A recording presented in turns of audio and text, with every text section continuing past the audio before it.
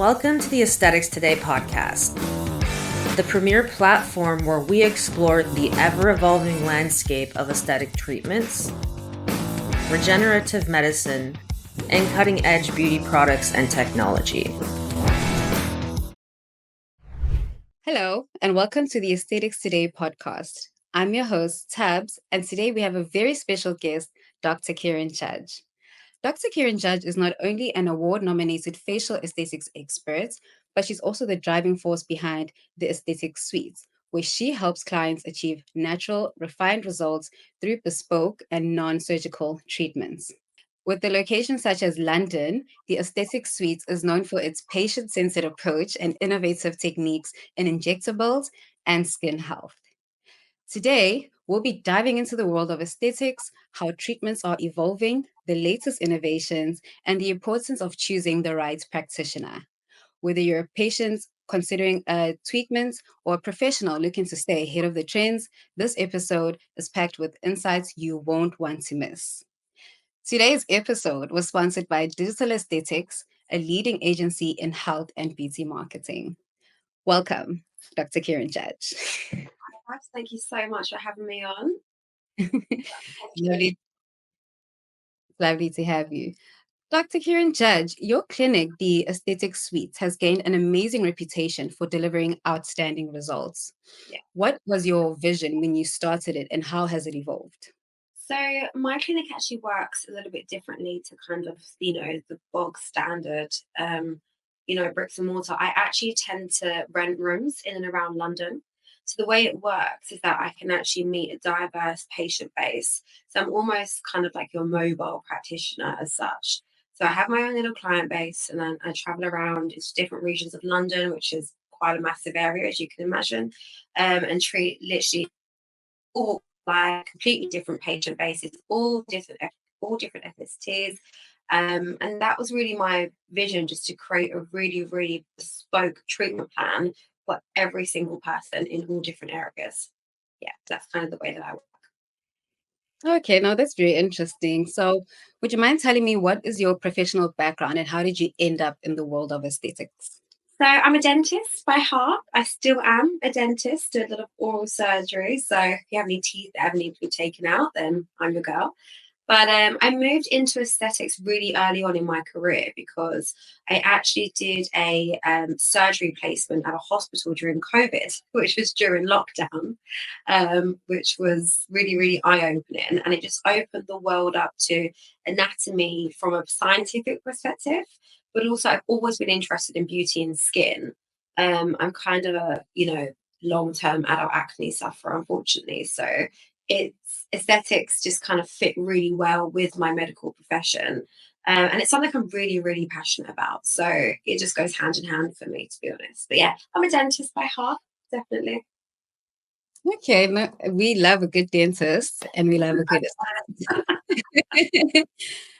So I wanted to know what makes the Aesthetic Suites different from any other aesthetics clinics. We're 100% bespoke. So someone will come in and say to you, oh, I just want, one area of Botox or one area of filler. And every single patient is going to walk out with a full face treatment plan or just even a consultation. We tend to we're not really interested in a hard sell for treatment. Every face is completely different. So, and it's really important to treat the face in harmony, which unfortunately not a lot of people do.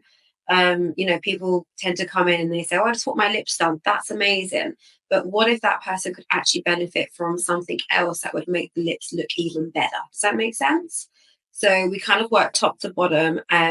If we're doing anti-aging, then we lift and treat and sculpt. If it's beautification, then it's just tiny, tiny tweakments. But everything is bespoke, and we're more on the natural side. So we don't want patients to actually look like they've had any work done.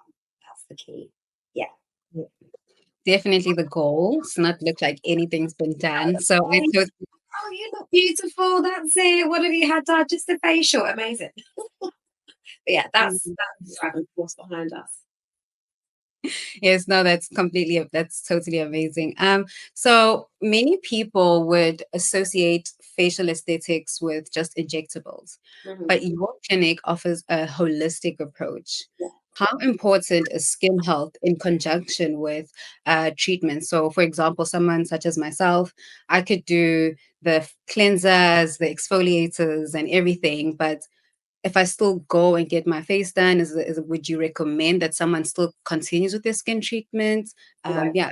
Yeah. How would that work for you? So we tend to say the work is actually 30% us, 30% product base, and then 30% wellness, if you think about it. Okay. And then 10% heart and love. But what we tend to say is, look, we can do all the injections in the world.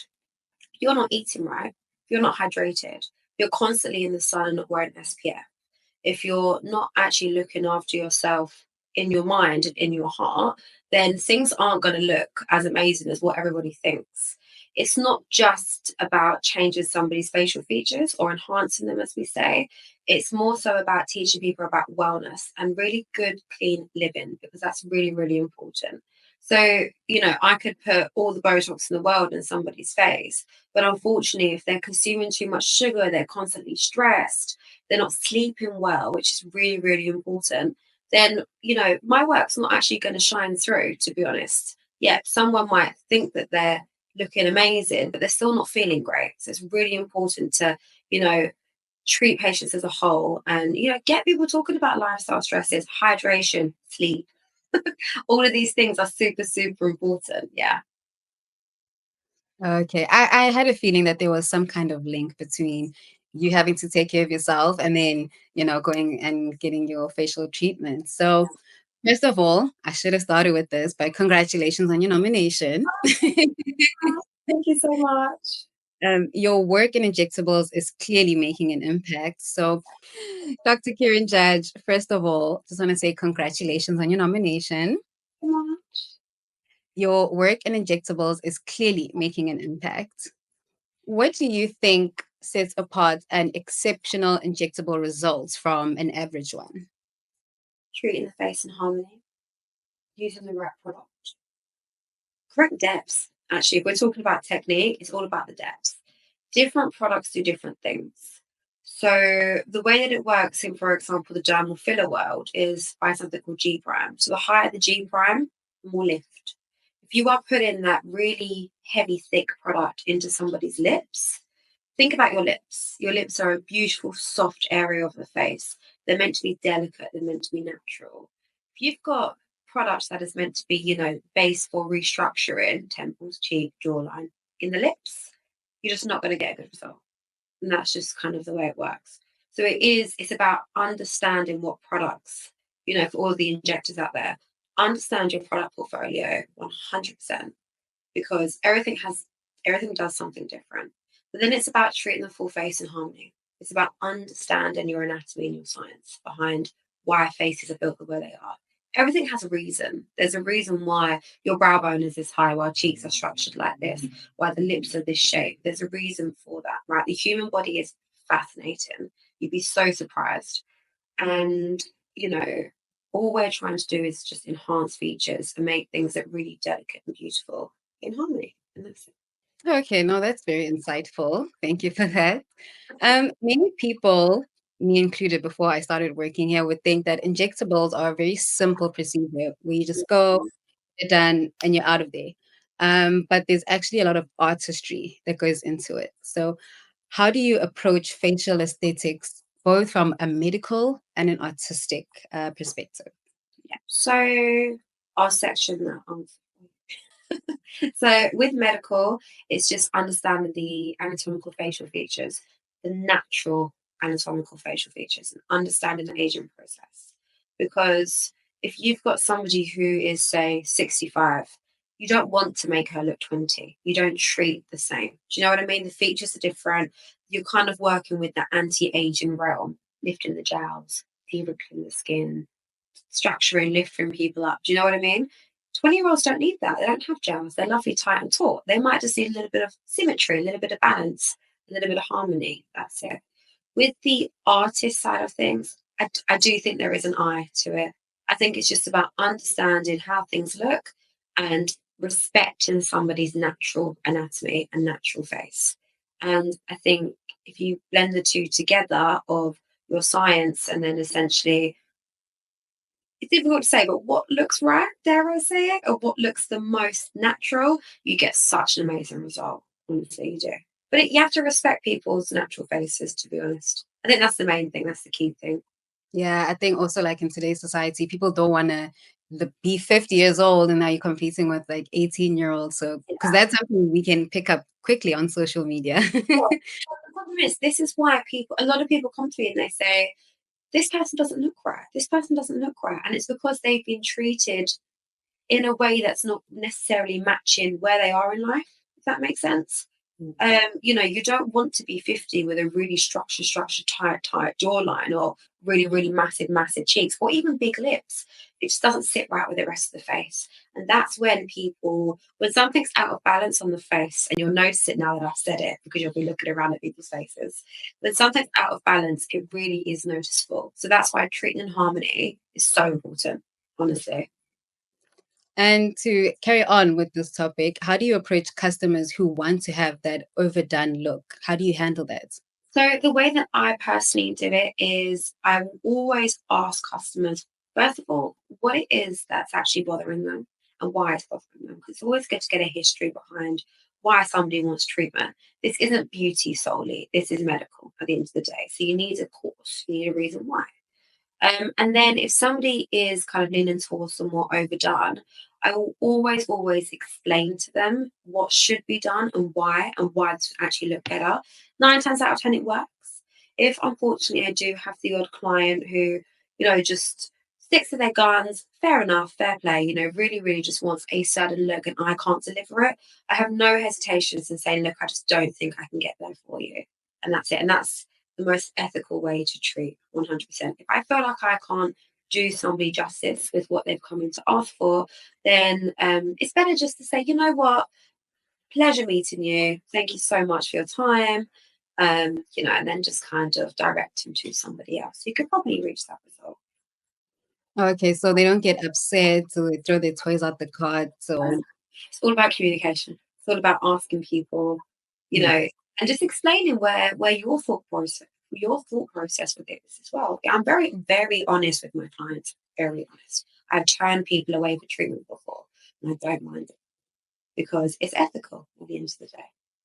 Yes, communication and honesty is very important. So Right. So in our field, 100%. Everybody hates the dentist, for example. Why? Because of trust. It's all about building that trust with your clients. yes, trust is very important, especially in the aesthetics world. Because your face is one of the most important things. Very. In the aesthetics medicine is evolving rapidly with new technologies and techniques emerging all time. What are some of the most exciting innovations you're seeing in the injectables and facial treatments right now? Oh my God, polynucleotides. Salmon, sperm. It is an absolute godsend. I could talk about salmon sperm for like literally the whole week if you have the time. But salmon sperm is incredible because it's revolutionary. What they have managed to do is develop a product that doesn't add volume or augment or change.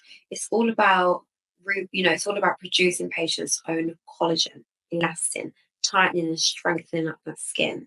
So we tend to treat a lot of polynucleotides, which is the actual name of the product, in the under eyes, and it reduces those dark circles. It tightens up that skin. It strengthens. It reduces the spine lines and crepiness that Botox wouldn't otherwise get because Botox focuses more kind of laterally, whereas this is actually in the skin in the under eyes. And it's just changing people's faces. And it's more of a natural treatment. So people love it because it's not an immediate boost. It's something that takes time because your own collagen is being produced, but it lasts and it creates such a beautiful natural result. You're basically reversing the clock. That's what you're doing. Oh, yes, the fountain of youth. Reversing the clock. Speaking of, skin boosters have gained massive popularity in recent years. Yeah. Are they here to stay, or do you think we'll see some new alternatives replacing them in the near future?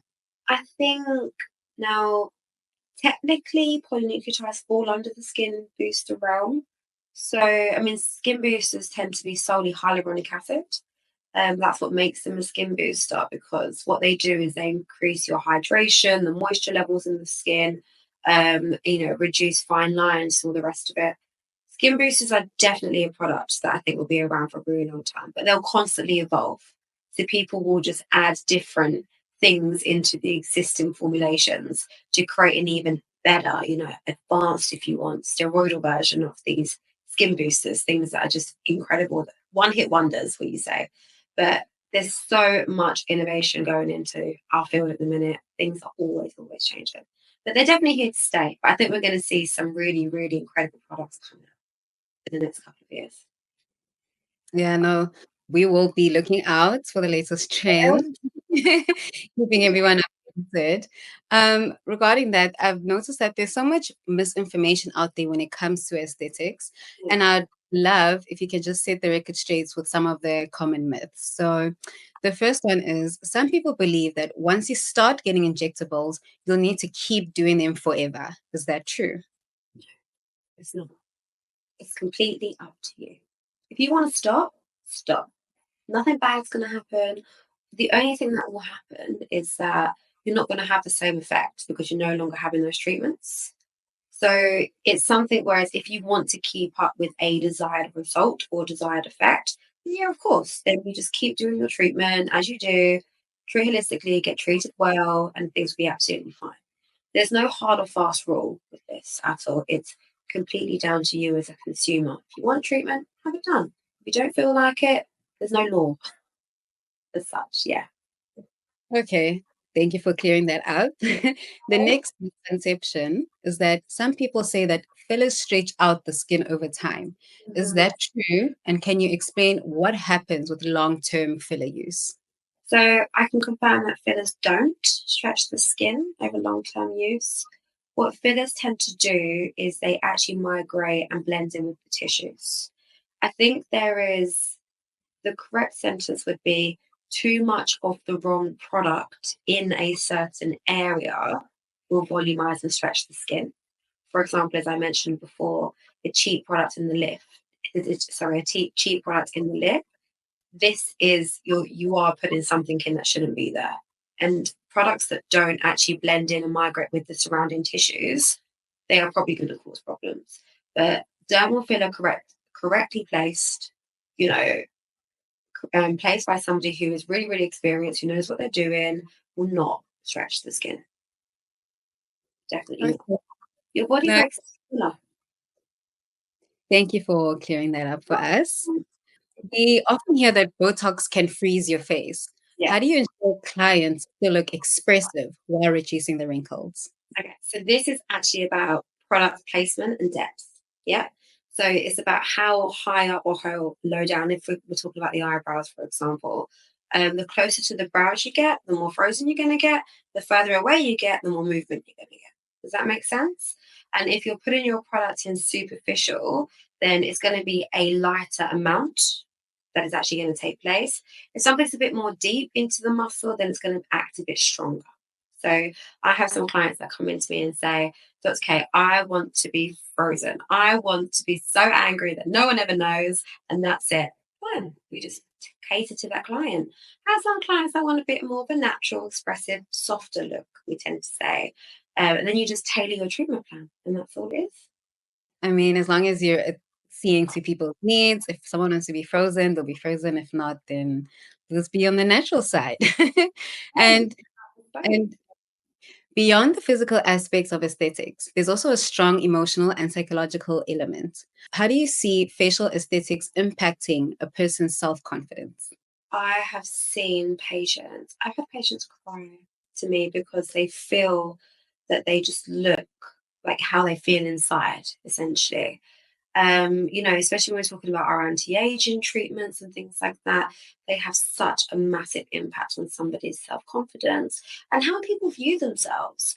And it's really, really important to just, be really sensitive to these clients and just treat accordingly and just try to get a really beautiful natural result. But the two are definitely interlinked. And when you see that change and people's eyes light up, they just the body language changes, the confidence is just radiating.